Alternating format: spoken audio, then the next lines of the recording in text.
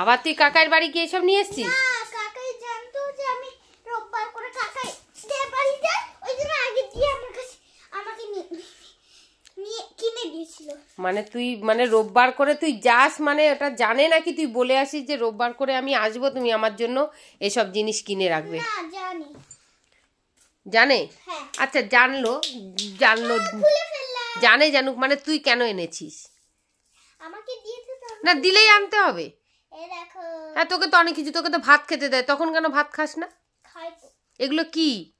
টিকটিকি লনে। এগুলো টিকটিকি? এগুলো খেলে কি হয় জানিস? এটা আরে এত বড় কিনে দিয়েছে কাকাই? তুই বলেছিস নিশ্চয়ই যে এত বড় আমার লাগবে? না, না, টিকটিকির ডিম না বললে তুই কাকাই জানবেই না। না, তুই ঠিক এগুলো দেখে দেখে বলেছিস টিকটিকির ডিম। না, আমি বলিনি বলছি তো। তাহলে কাকাই কি করে জানলো এই টিকটিকির ডিম বলে একটা খাবার আছে?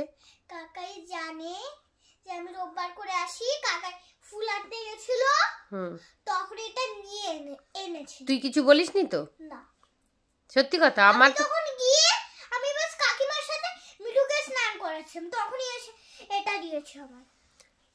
এটা তো হতেই পারে না যে তুই কোনো কিছু না বলেছিস আর কাকাই এরকম এই জিনিসটাই আনলো। কাকাই তো অন্য কিছু আনতে পারতো, হঠাৎ করে তোকে টিকটিকির ডিম এনে দিল।